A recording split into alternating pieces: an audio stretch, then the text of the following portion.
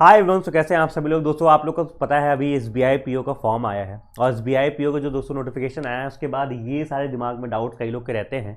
आप लोग का कमेंट आ रहा था इस पर वीडियोस बनाओ, तो मैंने कहा ठीक है, इन सारे पॉइंट्स को एक साथ रख के आपके सारे डाउट दूर हो जाएंगे about all the things about आपकी किसी भी बैंक पीओ जॉब के बारे में, एसबीआई पीओ जॉब के बारे में। ठीक है, तो ये जो दोस्तों आपको पॉइंट दिख रहे हैं सारे, सिलेक्शन प्रोसीजर कैसे होता है, जॉइनिंग टाइप कब क्या होगा, life after PO, work profile कैसा होता है, सैलरी अलाउंसेस कितने हैं करंट में, एंड दोस्तों ट्रांसफर, प्रमोशन, फॉरेन पोस्टिंग, ये सारी बातें हम लोग इस वीडियो में कर रहे होंगे। ठीक है, आइए सीधा स्टार्ट करते हैं बिना किसी तरीके वीडियो को। सबसे पहले दोस्तों आपको सिलेक्शन प्रोसेस समझा दूं कि आप लोगों को पता है एग्जामिनेशन आपका नोटिफिकेशन अभी आया है, फॉर्म फिलिंग बंद हो जाएगी। फिल्म्स एग्जाम दोस्तों आप लोग का 8 और 15 मार्च को शेड्यूल्ड है। जैसे फिल्म्स हो जाएगा फिर आपको मेंस हो जाएगा। उसके बाद दोस्तों आपका साइकोमेट्रिक टेस्ट होता है। उसके बाद दोस्तों आपका group interview, group exercise plus interview होता है। फिर दोस्तों आपका फाइनल रिजल्ट आता है। ठीक है, और उसके बाद दोस्तों आपकी ज्वाइनिंग आती है। अब मेन मुद्दा ये आता है सर ज्वाइनिंग कब होगी, सर क्या ज्वाइनिंग 10 दिन में होगी, 20 दिन में होगी, या फिर 1 महीना, 2 महीना, 4 महीना, 1 साल। मैंने कहा देखो दोस्तों, अगर लास्ट ईयर के हिसाब से जाए ना तो लास्ट ईयर जो आपका रिजल्ट आया था उसमें लगभग एंड मार्च में लगभग आपका आया था और ज्वाइनिंग आपकी 1 जुलाई के आसपास हुई थी। ठीक है, तो आप ये मान चलो इन्होंने क्या किया था, लगभग 3 महीने गैप यहाँ पे लिया था। अच्छा, इस बार क्या शेड्यूल्ड है, इस बार देखा जाए दोस्तों तो आपका जो शेड्यूल्ड ये है कि जो आपका फाइनल रिजल्ट है वो लिखा हुआ है इसमें साफ साफ मई जून, तो वो जून में मान लो आता है। तो मुझे ऐसा लग रहा है कि इन लोग जुलाई तक ही ज्वाइनिंग करवा देंगे, क्योंकि कुछ ऐसा फिक्स नहीं है। आप ऐसा मान के मन चलना कि 3 महीने में ही ज्वाइनिंग होती है। मैंने बताया था जैसे हम लोग की ज्वाइनिंग 15 दिन में ही हो गई, 16 मार्च को रिजल्ट आएगा तो 31 मार्च को ज्वाइनिंग हो गई थी, तो 15 दिन में ही हो गई थी। तो वो डिपेंड करता है कि इनको किस टाइम पर करवाना है। अगर 1 जुलाई फाउंडेशन डे तक करवाना है तो ये लोग 15-20 दिन में ही ज्वाइनिंग करवा देंगे। तो एक्सपेक्टेड तो यही है कि जुलाई अगस्त तक आपकी ज्वाइनिंग हो जानी चाहिए। अदरवाइज कुछ अगर किसी और सर्कमस्टेंसेस से लेट हुआ तो बात अलग है। ठीक है, तो ये दोस्तों आपका एक ज्वाइनिंग प्रोसीजर हो गया।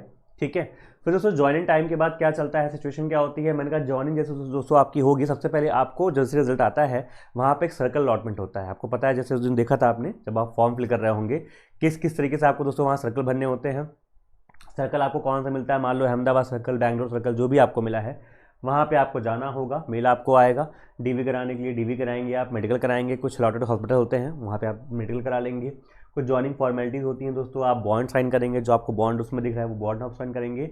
उसके बाद दोस्तों आपको ज्वाइनिंग लेटर और आपको ज्वाइनिंग किट दिया जाएगा। आप वहाँ पे जो भी SBILTs होते हैं, SBILT मतलब जो स्टेट बैंक के आपके लर्निंग डेवलपमेंट सेंटर होते हैं जहाँ पे आपकी ट्रेनिंग होती है, वहीं पे दोस्तों आप लोग को 2 दिन आप ठहर के वहाँ पे पूरी ज्वाइनिंग फॉर्मेलिटीज़ हो जाएंगी, ये सारी चीज़ें हो जाएंगी और आपको ज्वाइनिंग किट दी जाती है, जिसका आप लोग वीडियो देखते हैं ज्वाइनिंग किट का। ठीक है, तो ये दोस्तों आपका प्रोसीजर हो गया। उसके बाद दोस्तों आप वहाँ पे जैसे आपको ज्वाइनिंग लेटर मिल गया, इसका मतलब आप फाइनली वहाँ पे अब एक्सेप्ट हो गए हैं। क्योंकि यहाँ पे जब मेडिकल होता है दोस्तों, यहाँ पे सिविल वगैरह सब कुछ चेक होता है, सिविल और सारे डॉक्यूमेंट्स वगैरह सब कुछ चेक हो जाते हैं। मतलब आप एकदम जितने भी चीज़ें रिक्वायरमेंट थी जो वहाँ पे डिमांडेड था वो सब आपने फुलफिल कर दिया है। अब आप आ चुके हो, you are a PO in bank now. ठीक है, अब दोस्तों उसके बाद क्या स्टार्ट होता है, मैं कहा थोड़ा सा आपको आइडिया दूं। जैसे इसमें होता क्या है, जैसे मान लीजिए आपको किसी ब्रांच से अटैच कर दिया जाएगा। ठीक है, स्टार्टिंग में ट्रेनिंग के लिए, या तो ट्रेनिंग आपकी स्टार्टिंग में हो सकती है, क्योंकि देखो दोस्तों जो आपकी ट्रेनिंग होती है, पहले आपको बता दूं मैं, इसमें जैसे ही आपका सिलेक्शन होता है आप 2 साल के लिए अंडर प्रोबेशन होते हो। प्रोबेशन का मतलब ये आपके नोटिफिकेशन में भी लिखा हुआ है,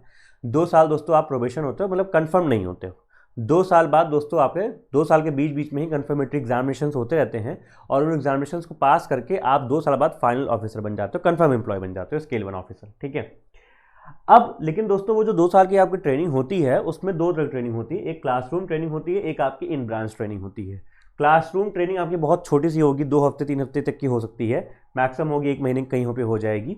तो उसमें क्या होता है कि वही जो आपका ट्रेनिंग, वो क्या बोलते हैं, जो आपका उसमें SBILTs में होती है जहाँ पे आप जाते हो, सब लोग आते हैं, और वो क्लासरूम ट्रेनिंग होती है। वो बड़ा अच्छा टाइम होता है, वहाँ पे आप लोग खेलते हो, घुलते हो, मिलते हो, सब लोग वहाँ पे बहुत तरह के लोग होते हैं। ठीक है, जान पहचान आप लोग की होती है सबकी, तो वो क्लासरूम ट्रेनिंग होती है। ठीक है, और दोस्तों हो सकता है कि आपकी जो उसके अलावा दोस्तों जो आपकी मैक्सिमम ट्रेनिंग होगी वो आपकी इन ब्रांच ट्रेनिंग होगी, आप ब्रांच में ही रहोगे। अब ब्रांच ट्रेनिंग दोस्तों होता क्या है, स्टार्टिंग में तो आप ब्रांच में एकदम नए होंगे। ठीक है, आपको जिस भी ब्रांच में भेजा जाएगा तो वहाँ पे आपको तो कुछ आएगा नहीं, तो आपको छोटी मोटी चीज़ें, जो जितना भी ब्रांच का बेसिक एकदम काम है वो सारा काम वहाँ पे आपको करना होगा, सिखाया जाएगा आपको। इवन क्लर्क लेवल भी जो क्लर्कल भी होंगे वो भी आप कुछ कुछ बताएंगे, सर ये चीज़ ऐसे होती है, योनो कैसे काम करता है, ये कैसे काम करता है, NEFT, RTGS, कस्टमर से कैसे डील करना है, उनको योनो के बारे में कैसे समझाना है, या फिर और भी जितनी चीज़ें होती हैं। कुछ चीज़ें मैं बता नहीं सकता हूँ, लेकिन मैक्सिमम चीज़ें आप समझ लो वहीं पे करते हो। ठीक है, तो दोस्तों आप स्टार्टिंग में ब्रांच में अटैच कर दिए जाते हो और आप स्टार्टिंग में सारे तरह काम करते हो, क्योंकि अल्टीमेटली क्या है, आपको भाई जाके मैनेजर बनना है। तो एक मैनेजर को क्या है, हर एक चीज़ आनी चाहिए, चाहे छोटी से मोटी चीज़ हो चाहे बड़ी से बड़ी चीज़ हो। तो इवन जैसे मान लो अभी कुछ स्टूडेंट थे, उन लोगों को पोस्टिंग मिली, तो स्टार्टिंग में उन लोग को लोन का थोड़ा बहुत हल्का काम सिखा रहे हैं, फाइलिंग कैसे करना होता है, लोन देखते कैसे हैं, पर्सनल लोन कैसे डिलीवर करते हैं, कैसे इवन वो करते हैं, सब कुछ करते हैं वो बताया जा रहा है। ठीक है, तो लोन के बारे में बताया जा रहा है। तो हर एक तरह की चीज़ दोस्तों आपको स्टार्टिंग में काम करना होगा। ठीक है, अच्छा, फिर दोस्तों यहाँ पे होगा क्या, स्टार्टिंग में थोड़ा आपको मैं स्ट्रक्चर इसका दूं। जैसे स्टार्टिंग में क्या होगा, जैसे मान लो आप किसी ब्रांच में, एक तो जनरल फॉर्मेट ऐसा ही है कि 6-6 महीने के लिए आपको यहाँ पे अलग अलग ब्रांच दी जाएंगी। 6 महीने के लिए आप एक रिटेल बैंकिंग करते हो। रिटेल बैंकिंग का मतलब क्या होता है कि जैसे मान लो मैं आपको एग्जाम्पल समझाता हूँ। रिटेल बैंकिंग मतलब जैसे मान लो मैं ये रिटेल बैंकिंग में से था, तो रिटेल बैंकिंग दोस्तों यहाँ पे क्या है कि जैसे मान लो कि आप कस्टमर से, आप ब्रांच में कभी जाते होगे, तो कस्टमर से जैसे आप ऐसा कस्टमर ब्रांच में जाते होगे, तो कुछ भी जो छोटी मोटी चीज़ जितनी भी होती है ना, जैसे मैंने बोला निफ्टी, आरटीजीएस, अकाउंट ओपनिंग, ये सारी चीज़ें काम, तो ये रिटेल काम ही होता है। तो रिटेल ब्रांच में आप रहते हो, वहाँ पे रिटेल काम जितने होते हैं वो सीखते हो। उसके बाद दोस्तों आप लोग जाते हो एसएमई ब्रांच में 6 महीने के लिए। एसएमई आपकी स्मॉल मीडियम एंटरप्राइज जो कि आपने पढ़ रखा है, वो वहाँ पे क्या होता है, कंपनीज के लोन्स होते हैं, बड़े बड़े लोन्स होते हैं, उनके बारे में आप वहाँ पे सीखते हो। और फिर तीसरा दोस्तों आप लोग जाते हो एग्री ब्रांच में। एग्री ब्रांच में जहाँ पे हम लोग एग्रीकल्चर फोकस ब्रांच होती है, तो ये हमारी एसएमई ब्रांच थी जिसमें, ठीक है। और ये दोस्तों आपकी रिटेल ब्रांच थी। रिटेल ब्रांच में देखो फाइल की लाइन लगा दी है इतना कुछ ऐसे काम नहीं है, लेकिन ठीक है, ये चीज़ें थी ऐसी। तो इस तरीके से दोस्तों आपका यहाँ पे ये होता है। ठीक है, तो और ये सब कर कर आपका जो है 2 साल लगभग कट जाता है। 1 साल आपका एग्री में कट जाता है, 6-6 महीने इसमें कट जाता है। अभी कुछ ऐसा फिक्स नहीं है, कई बार ये 1 साल आपको एसएमई में रख लेते हैं, वो अलग अलग चीज़ें होती हैं। बेसिकली आपको ओवरऑल एक तैयार किया जाता है कि आप बैंक के जो हर काम है, चाहे वो अपना ये हो, क्या बोलते हैं, एसएमई का हो, चाहे रिटेल बैंकिंग का हो, चाहे एग्री ऑफिसर का हो, फील्ड ऑफिसर का हो, आप हर तरीके से 2 साल के अंदर तैयार हो जाओ। क्योंकि जैसे दोस्तों आप कंफर्म होते हो, क्या पता अगर आपको कोई छोटी ब्रांच है तो वहाँ पे डायरेक्टली आपको ऐसा मैनेजर भेज दिया जाएगा, मतलब आप ही वहाँ पे एकदम हेड रहोगे, ऐसा भी होता है। कोई बड़ी ब्रांच हुई तो वहाँ पे ऐसा स्केल 1 ऑफिसर आप जा सकते हो। ठीक है, तो इस तरीके से 2 साल बाद दोस्तों आपका कंफर्मेशन हो जाता है। ठीक है, सैलरी की बात दोस्तों करें, अभी जो लोग ज्वाइन कर रहे हैं, जो लोग अभी ज्वाइन किए हैं, अभी आपको पता होगा 24 जून की ज्वाइनिंग हुई है जुलाई वगैरह में, उन लोग का मेन आपको मैं सीधा सी सीन बता दे रहा हूँ। ठीक है, कि दोस्तों जो आपको सैलरी स्लिप मिलती है, जो सैलरी मिलती है, उसमें इन हैंड सैलरी लगभग 77-78,000 के आसपास आपको आ रही है। ग्रॉस सैलरी मतलब आपने देखा होगा, ये जो आपका ग्रॉस सैलरी होता है यहाँ पे, ये 91,000 दोस्तों लगभग ग्रॉस सैलरी आपका आ रहा है। अब इसमें आपको पता है डिडक्शंस आपके होते हैं, टैक्स कटता है आपका, एनपीएस का पैसा कट जाता है और आपका पीएफ का पैसा कट जाता है। ये एनपीएस और पीएफ का पैसा आपका ही होता है, टैक्स सरकार का होता है। ठीक है, और दोस्तों ये कट के आपको ये मिल जाता है। उसके बाद दोस्तों अगर देखा जाए तो अपार्ट फ्रॉम दीज थिंग, आप लोगों मैक्सिमम जो ऑफिसर लोग होते हैं, आपको पता है यहाँ पे लीज अकोमोडेशन की फैसिलिटी भी अवेल करते हैं। सर वो क्या होता है, जैसे मान लो दोस्तों आप बन गए ऑफिसर, सेलेक्ट हो गए, तो वहाँ पे आपको रहने के लिए आप जिस भी शहर में हैं, डिपेंडिंग ऑन द शहर, आप वहाँ पे लीज पे अपना फ्लैट भी या फिर रेंट आउट कर सकते हैं, जिसका पैसा भी बैंक दे रही होती है। ठीक है, जैसे जो सबसे मिनिमम है किसी भी टीयर 3 सिटी में, वो 10,000 है। जैसे बड़े सिटी में आप जाओ, गांधीनगर वगैरह में तो आपको 17,000 तक होगा, अहमदाबाद वगैरह में तो 22-23,000 तक है। और मुंबई वगैरह में जैसे दोस्तों आपने देखा था ना, वो जो मुंबई में नोटिफिकेशन में लिखा था ना कि आपका मुंबई में सीटीसी कितना बनेगा, 18 लाख, तो वो इसी वजह से है, क्योंकि यहाँ पे भी देखो आपने जो एचआरए, ये जो अपना लीज एकोमोडेशन है, वो लगभग 33-34,000 के आसपास बैठ जाता है, डिपेंडिंग ऑन द सिटी कि कहाँ कितनी महंगाई है।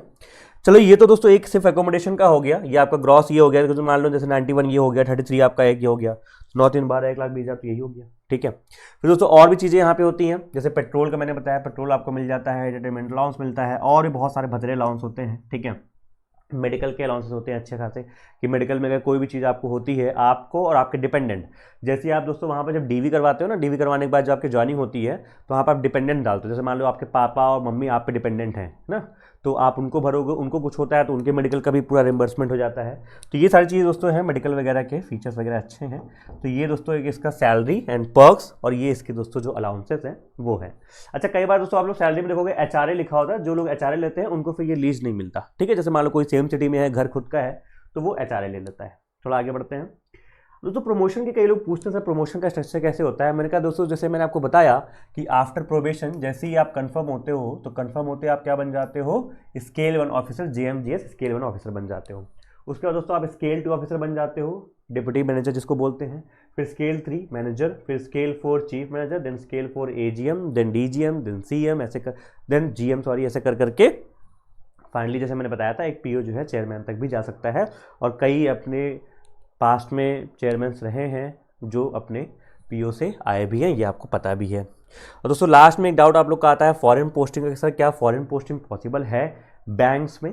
मैंने कहा फॉरेन पोस्टिंग दोस्तों पॉसिबल है, लेकिन उसके बहुत सारे क्राइटेरिया एंड एलिजिबिलिटीज़ होती है। सबसे पहले फॉरेन का मतलब हमेशा यूरोप में सोचा करो, फॉरेन का मतलब अफगानिस्तान तालिबान भी हो सकता है। तो फॉरेन का मतलब पहली बात तो anywhere in the world होता है। दूसरा दोस्तों फॉरेन पोस्टिंग के लिए कुछ एग्जामिनेशन होते हैं, जीवो सीवो करके, वो आपको देने होते हैं। जीवो होते हैं जूनियर वालों, जैसे स्केल 1 स्केल 2 स्केल 3 इन सब के लिए, और सीबो होते हैं जो हायर ऑफिशियल्स होते हैं उनके लिए, ठीक है। और दोस्तों ये ओनली ऑफिसर्स के लिए होते हैं। तो जैसे मान लो कोई पूछे सर क्लरिकल में हूँ मैं, और क्लरिकल में हूँ तो क्या क्लरिकल वाले नहीं कर सकते? मैं क्या क्लरिकल वाले ऑफिसर बन के फिर करेंगे टीओ निकाल के, ठीक है। और दोस्तों इसमें ये बहुत सारे कंडीशंस और भी होते हैं। जैसे मान लो आपको मिनिमम 2 साल का रूरल असाइनमेंट, मतलब 2 साल की रूरल पोस्टिंग कंप्लीट करनी पड़ेगी। मिनिमम 5 से 6 साल आपको बैंक में कंप्लीट करना पड़ेगा। फिर एग्जामिनेशन के स्ट्रक्चर में दोस्तों रिटन एग्जामिनेशन होता है, वो क्लियर करना पड़ेगा। फिर इंटरव्यू होता है, वो क्लियर करना पड़ेगा। तो ये सारे क्राइटेरिया जो बच्चे जो लोग पास करते हैं फिर उन लोग को फाइनल पोस्टिंग मिलती है। कई लोग जाते भी हैं, ऐसी बात नहीं है, ठीक है। साउथ अफ्रीका, लंदन और अच्छी जगह पोस्टिंग भी होती है, और मिडिल ईस्ट में भी होती है, कई जगह होती है जहाँ जहाँ बैंक्स हैं, ठीक है। तो दोस्तों ये सारी चीज़ें थी। आई होप आपको SBI PO का पूरा एक स्ट्रक्चर अच्छा समझ में आया होगा, किस तरीके से पूरा SBI PO का स्ट्रक्चर यहाँ पे होता है, या फिर बैंक PO का पोस्टिंग से लेके ट्रांसफ़र से लेके सब कुछ, ठीक है।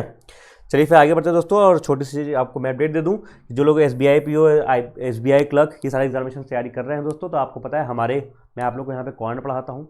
और क्वांट पढ़ाने के साथ साथ दोस्तों हमारे जो सारे सब्सक्रिप्शन हैं, सारे जो कोर्सेज हैं, उन सभी पे अभी क्रिसमस ऑफर या फिर आपका न्यू ईयर ऑफर एक्टिव है, ये चल रहा है।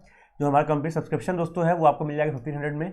और जो हमारा विजेता बैच है जो कि SBI PO IPS PO इनके लिए है, ये दोस्तों आपको मिल जाएगा एट जस्ट 649। ये रिकॉर्ड बैच है, इसमें कुछ मेंस क्लास होंगी लाइव। और फाउंडेशन बैच दोस्तों आपका जो है हमारा वो आपको मिल जाएगा 799। ये फाउंडेशन बैच दोस्तों आपका SBI PO SBI क्लर्क के लिए है। तो जो लोग SBI PO SBI क्लर्क की तैयारी कर रहे हैं आप लोग जो है ले सकते हैं, ठीक है। कैसे लेंगे? डिस्क्रिप्शन में आपको लिंक मिल जाएगी, कॉन्स्टेंट गाइड की एप्लीकेशन डाउनलोड कर लीजिए, या फिर हमारी वेबसाइट पर चली जाएगी। वेबसाइट पर कैसे जाएंगे? आप यहाँ पे गूगल पर टाइप करिए कॉन्स्टेंट गाइड, तो आपको यहाँ पे कहीं खुल रहा है क्या? आप खोलते ही यहाँ पे देख लीजिएगा, चले जाइएगा वेबसाइट पे जाके वहाँ से ले सकते हैं, ठीक है। चलिए दोस्तों, कोई डाउट कोई क्वेरी रहेगी कमेंट सेक्शन में डाल दीजिएगा। बाय बाय, टेक केयर, अपना ख्याल रखिए सभी लोग। एंड ये खुल गई वेबसाइट, यहाँ पे आप जाइए, लॉगिन कर लीजिए।